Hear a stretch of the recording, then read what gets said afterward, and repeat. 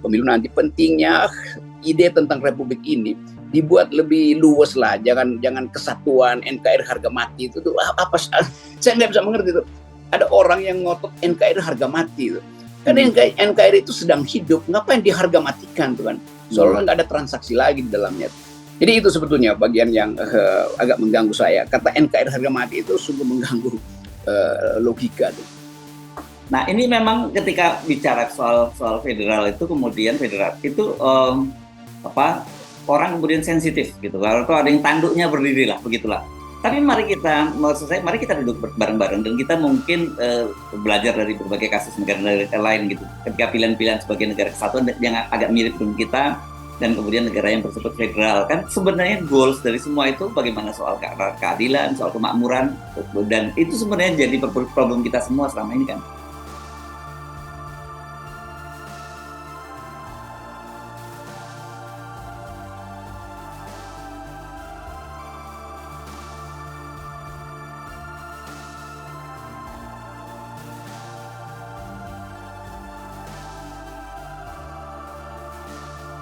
Halo, apa kabar Anda semua? Pasti banyak yang mikir gitu ya. Selama ini Bung Rocky Gerung tuh kritik sana, kritik sini tentang Indonesia. Dan orang pasti membayangkan Indonesia seperti apa sih yang dibayangkan oleh seorang Rocky Gerung itu. Nah ini mari kita obrolkan kali ini bersama dengan Bung Rocky Gerung lebih kontemplatif lah ya. Dan lebih konsep, atau kalau dulu rumusan KUHP bilang lebih memberikan solusi. Bukan kritik terus gitu. Oke. Mari kita bahas itu, Bung Rocky. Ya, sering kita masuk di dalam momen-momen di mana kita mesti lakukan semacam evaluasi terhadap keadaan. Masalahnya adalah hari ini kita mau ukur berdasarkan ideal yang mana. Kan sebetulnya kalau kita ngomong ideal dari negeri ini ya kita pergi pada janji proklamasi. Kita pergi pada mukadimah Undang-Undang Dasar, yaitu Indonesia yang adil, makmur, Gema, Ripa, Jinawi, macam-macam itu yang kemudian dirumuskan sebagai keadilan dan kemakmuran tuh. Itu fungsi yang diwajibkan oleh konstitusi supaya dijalankan oleh pemerintah. Cerdaskan bangsamu, pelihara fakir miskin. Jadi perintah konstitusi sebenarnya jelas bahwa kita ingin Indonesia itu cerdas. Satu poin, kita ingin tidak ada kesenjangan di Indonesia. Itu hal yang normatif. Tetapi justru yang normatif itu gagal diwujudkan. Bahkan ketika seorang pemimpin justru datang dari kalangan rakyat biasa, itu dia bahkan nggak paham apa yang disebut penderitaan rakyat. Bung Karno paham betul penderitaan rakyat karena dia ada bersama-sama rakyat ketika revolusi kemerdekaan tuh. Pak Harto paham apa yang disebut rakyat karena dia juga ada di dalam barisan perintis kemerdekaan tuh. Tapi kemudian Pak Harto lupa bahwa kekuasaan itu seharusnya menghasilkan rasa damai, rasa aman.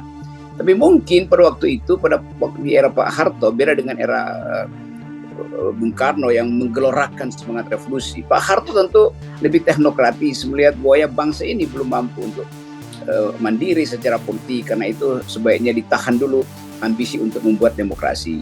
Padahal di awal pemerintahan Pak Harto, itu awal 70-an, itu ada kebebasan mimbar, ada kebebasan akademis, ada kebebasan pers, karena kita tahu rejim Soeharto di awal adalah rejim yang berupaya untuk membuat perbedaan dengan Orde Lama, karena itu disebut Orde Baru tuh. Jadi seluruh tema Orde Lama ditinggalkan, lu masuk pada era Orde Baru. Dan mungkin di 68, 69, 70 ada semacam kebebasan. Kemudian Pak Harto mulai mengendalikan politik dengan memasukkan militer dalam semua struktur pemerintahan. Gubernur nggak pernah dipilih, nggak ada yang dipilih, semua ditunjuk Pak Harto.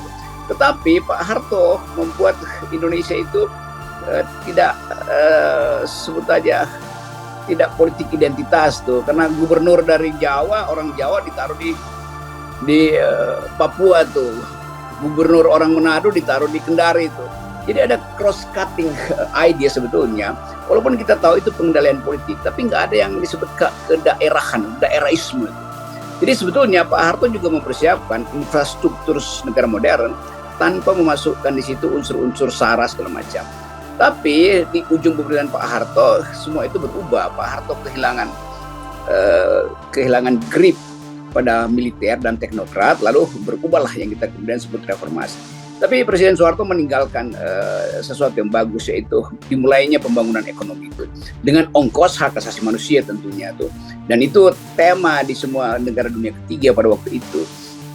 Ada stabilitas, tetapi ada pertumbuhan ekonomi, tapi stabilitas politik dikendalikan.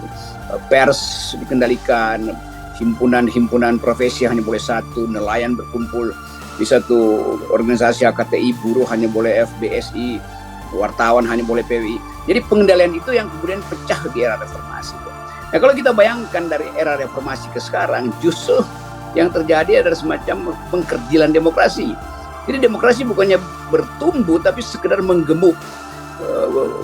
Menggemuk artinya ya ada partai politik, ada kegiatan pemilu, ada kegiatan macam-macam dalam situasi politik, tapi tidak ada pertumbuhan nilai, tidak ada pertumbuhan yang kualitatif, etika politik runtuh.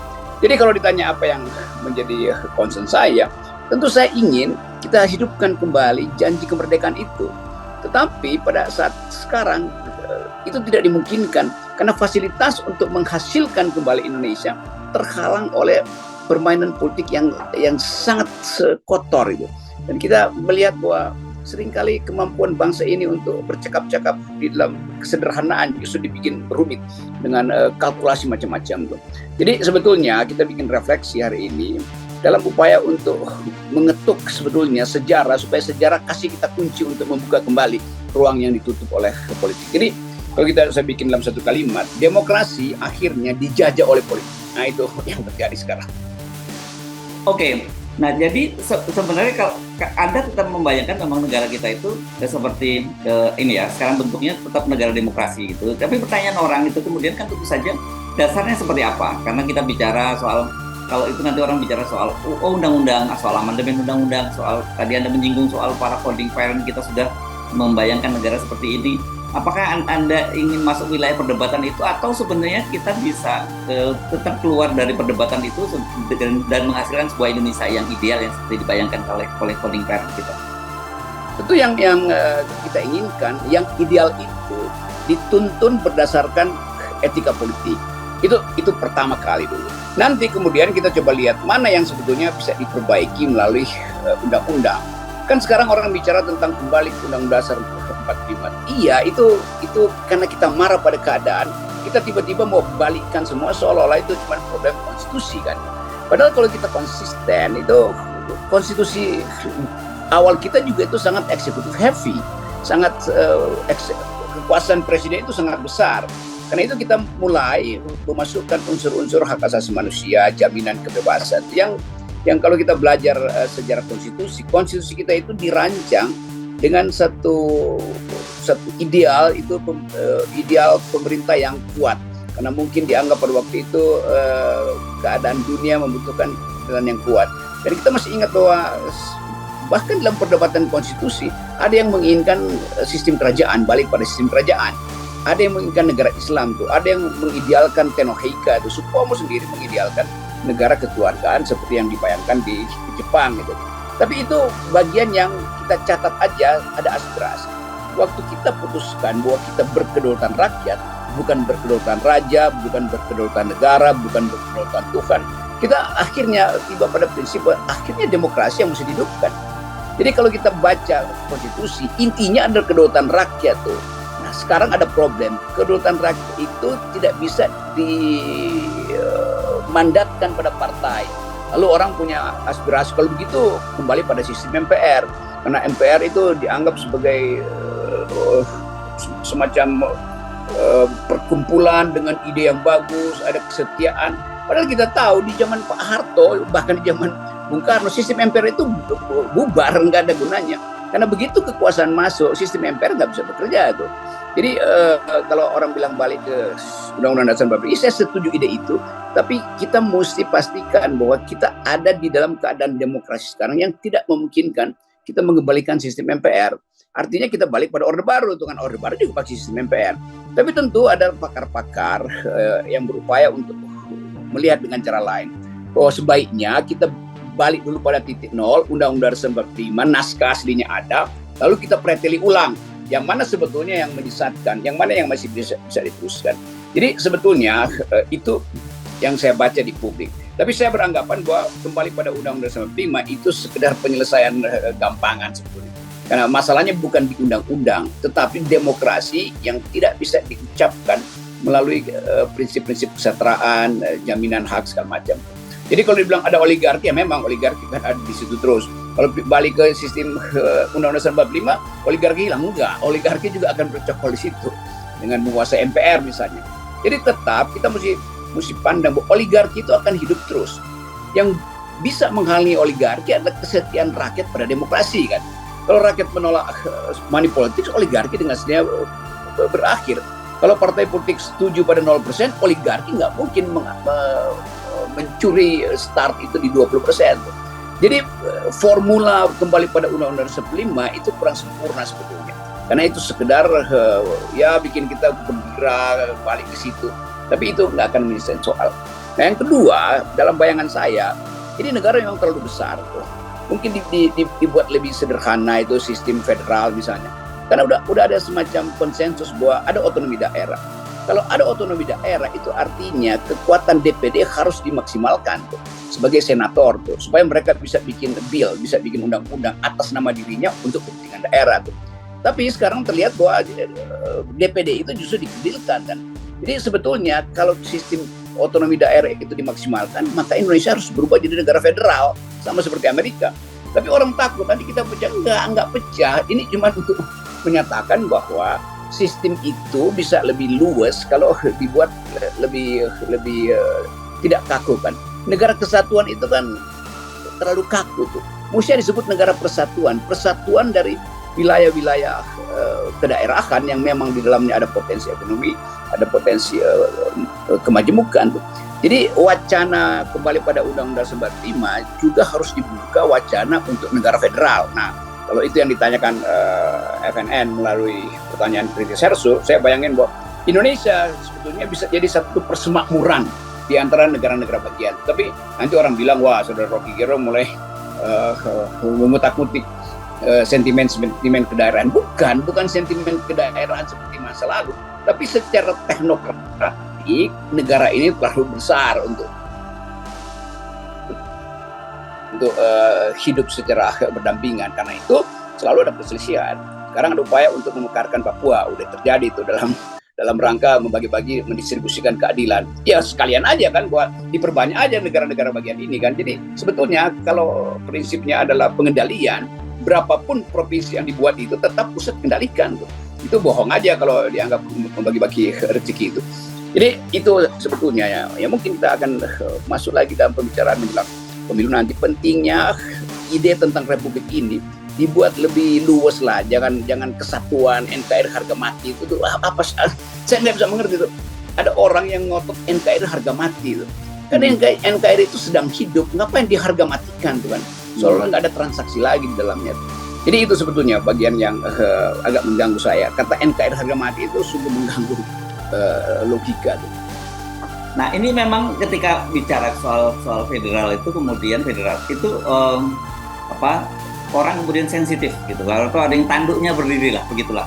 Tapi mari kita duduk bareng-bareng dan kita mungkin belajar dari berbagai kasus negara-negara lain gitu. Ketika pilihan-pilihan sebagai negara kesatuan yang agak mirip dengan kita dan kemudian negara yang bersifat federal, kan sebenarnya goals dari semua itu bagaimana soal keadilan, soal kemakmuran, dan itu sebenarnya jadi problem kita semua selama ini kan. Ya itu intinya, itu poin bagus tuh Hersu, bahwa sebetulnya kan kita mencapai keadilan dan kemakmuran. Nah kalau itu nggak bisa dicapai dengan NKRI harga mati, ya bikin negara federal kan, bikin persemakmuran itu, supaya setiap daerah itu punya keunikan, lalu dia lakukan skala ekonominya memungkinkan ada comparative advantage dari wilayah dia ditukar tambah dengan yang lain. Tetapi kesetiaan kita pada yang disebut konstitusi kan nggak berubah kan.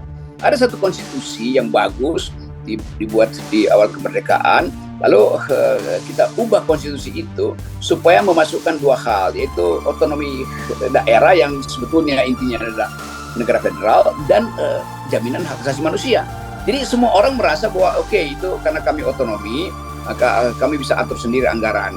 Kan misalnya banyak provinsi yang betul-betul hanya tergantung pada pusat dan nggak bisa lakukan apa-apa karena sudah ditetapkan ini bagian pendidikan, ini bagian urusan pemerintahan macam-macam.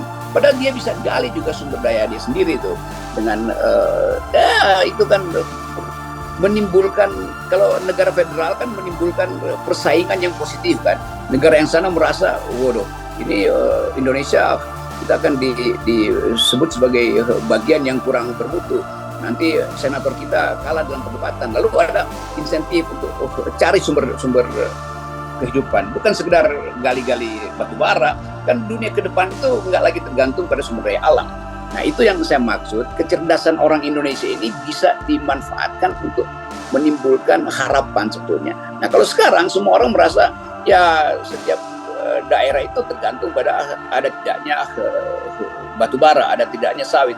Kan akhirnya kita tergantung pada alam, padahal kita harusnya mulai berupaya untuk lakukan perubahan. Jadi kalau G20 kemarin bilang renewable energy itu dibutuhkan, itu kan slogan dari Indonesia aja. Sementara Indonesia nggak pernah serius untuk memikirkan renewable energy. Oke, Bung Rocky, kan Anda tadi menyebut soal soal otonomi daerah gitu ya. Dan tapi gini, dalam belajar dari pengalaman kita sebelumnya banyak juga kritik terhadap otonomi daerah yang dianggap tidak berhasil mendatangkan juga kemakmuran dan keadilan. Bahkan kemudian muncul semacam raja-raja kecil di satu daerah gitu. Ini saya kira bagaimana Anda melihat persoalan? Otonomi daerah itu dikendalikan oleh partai politik yang dominan di situ sebetulnya. Kan disebut otonomi daerah, pada dasarnya adalah hanya desentralisasi sebetulnya yang terjadi. Sementara operasi politik itu datang dari partai yang ada hierarkinya tuh. Jadi sebetulnya konsep otonomi daerah itu tidak paralel dengan sistem kepartaian yang hierarkis. Jadi kalau misalnya ada partai lokal misalnya yang mengendalikan otonomi daerah itu dalam bentuk negara federal, dan partai lokal ini kemudian mengirim wakilnya ke DPR, dan DPR menganggap oke, itu adalah wakil. Tapi nggak negara kesatuan, bukan. Yang penting dia mampu untuk mengucapkan pendapat dari daerah. Nah, itu nggak akan memungkinkan terjadinya raja-raja kecil di situ tuh. Karena di antara mereka akan ada persaingan.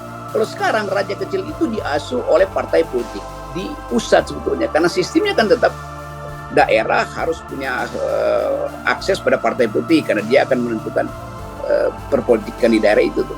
Jadi nggak usah takut sebetulnya kalau misalnya itu menimbulkan raja kecil, karena harusnya dia tidak menghasilkan raja-raja kecil kalau tidak ada raja besar, kan itu masalahnya. Nah, ini saya kira ini perlu perdebatan panjang yang mengenai otonomi daerah. Tapi saya kira mestinya begini-begini, ini kita duduk di atas meja dengan kepala yang dingin. Jangan kemudian dengan sentimen dan belum itu sudah memberikan justifikasi, atau bukan justifikasi, stigma gitu kepada gagasan-gagasan untuk membangun Indonesia yang lebih bermartabat, lebih punya keadilan, dan lebih dirasakan manfaatnya buat semua kelompok, bukan hanya orang perorangan saja. Iya, stigma itu seringkali dianggap nanti Aceh merdeka, nanti Timur merdeka, nanti Papua merdeka. Jadi ketakutan itu nggak bisa diuji. Padahal sebetulnya dengan ketakutan itu lalu ada pengendalian. Pengendalian itu membuat orang nggak bisa kreatif, karena setiap kali cemas keadaan itu. Pengendalian itu menyebabkan percakapan di antara etnis yang berbeda juga hati-hati, dan dianggap bahwa ini mengganggu etnis yang lain. Jadi konsep NKRI harga mati ini justru membuat kita cemas, masing-masing cemas, nanti disebut tidak NKRI. Jadi itu sebetulnya, jadi poin-poin untuk mempercakapan tadi itu ide bagus ya, kita percakapan aja kan. Tapi jangan dengan kecemasan, karena itu harus dimulai dengan percakapan akademis. Tapi seringkali percakapan akademis itu justru ngundang menteri ini, menteri itu. Ya semua menteri pasti NKRI harga mati kan. Jadi biarkan universitas di Sulawesi Utara, di Nusa Tenggara Timur punya ide, di Papua, di Aceh, itu semua universitas ajukan konsepnya tanpa ada otorisasi dari partai politik. Lakukan secara mandiri, bikin seminar, nggak perlu undang menteri, nggak perlu undang gubernur. Itu betul-betul keinginan rakyat untuk melihat variasi dari sistem politik kita kan. Jadi kalau ada variasi itu mungkin dalam 1 tahun mulai terseleksi, oh ini ide dasarnya adalah keadilan, ide utamanya adalah kemakmuran tuh. Lalu orang mulai paham, kalau kita kejar keadilan dan kemakmuran, kenapa kita harus saling curiga tuh? Kan itu intinya. Kalau kita saling curiga, lalu kita berhenti untuk membayangkan keadilan dan kemakmuran yang justru bisa diproduksi dari wilayah-wilayah lokal kita.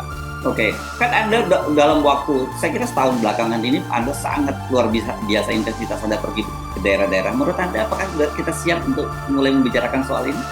Nah, ini pertanyaan yang sangat ditunggu-tunggu oleh daerah tuh, karena mereka bertanya hal yang sama dan mereka bilang kami siap. Dan kemarin saya di Sulawesi Tenggara, lalu saya ada di Kalimantan Timur, dan semua berpikir begitu. Kenapa identitas kita sebagai daerah itu menurut mereka itu hanya diukurkan berdasarkan jumlah uang yang datang dari Jakarta? Kenapa kami tidak dihargai untuk mengembangkan, misalnya di Kalimantan Timur ada prinsip bukan Bhinneka Tunggal Ika tapi Bhinneka Tunggal Suaka tuh. Demokrasi bisa diekspor kembali dari Kalimantan Timur. Mereka mengucapkan itu. Masyarakat adat juga di Kendari minggu lalu tuh mengundang saya dan bicara hal yang sama. Bahwa terlihat bahwa karena Kendari itu adalah pusat tambang nikel masa depan, lalu semua orang ingin jadi gubernur di situ dan mengabaikan kondisi lokal atau keinginan lokal, bahwa itu biar diolah sendiri oleh Kendari itu. Jadi etnisiti justru muncul karena dianggap bahwa sumber daya mereka itu diincar justru oleh orang lain, oleh gubernur yang lain tuh yang bukan etnis Sulawesi Tenggara, misalnya Kendari, dia macam-macam, itu Muna, Buton segala macam. Tapi kemudian nanti dianggap bahwa kok ini tidak setara ya, kan biarin aja orang lain. Iya itu betul, Pak Harto juga bikin begitu. Tapi sekarang motifnya adalah menguasai sumber daya alam di situ. Nah itu yang menimbulkan kecurigaan dari masyarakat lokal. Ya, nah yang saya ikut kasih kritik adalah kalau masyarakat adat ingin lakukan semacam class action, itu langsung aja, nggak perlu bikin seminar yang ada menteri dalam negeri, seolah-olah perlu bantuan menteri dalam negeri. Menteri dalam negeri itu adalah negara itu nggak mungkin mengiyakan sesuatu yang bertentangan dengan NKRI harga mati. Jadi sekali lagi, sumbuhnya ada di daerah, tetapi pemantiknya, apinya itu ada di pusat, kan itu masalahnya tuh. Nah sekali lagi saya anggap bahwa biarkan masyarakat adat ini tumbuh dengan etikanya sendiri tuh, dan jangan diganggu oleh birokrasi. Ya, saya kira kita mungkin nggak cukup waktu kalau untuk bicara seluruh gagasan Anda tentang bagaimana Indonesia yang Anda bayangkan. Tetapi seenggak-enggaknya diskusi kita ini bisa menjadi semacam pemantik lah kita untuk berbicara lebih serius tentang bangsa ini. Karena saya khawatir bangsa ini nanti seperti kita berputar-putar dalam labirin dan akhirnya kita nggak menemukan jalan keluar juga gitu, dan yang muncul adalah frustrasi. Ya, yang kita bicarakan tadi, saya dan Herso, itu adalah kita bikin menara supaya kita bisa lihat di bawahnya tuh. Labirin itu hanya bisa dilihat dari menara kalau kita melihat dari luar. Yeah. Okay. Jadi anggap aja ini teman-teman semua ini semacam Tor of reference untuk buka percakapan. Ya. Yeah. Supaya pemilu ke depan itu nggak sekedar soal hitungan, soal rata ide tentang Indonesia bisa kita percakapkan ulang. Ya, oke. Terima kasih Bung Rocky, dan tetap salam 0%. Tetap 0%. Yes.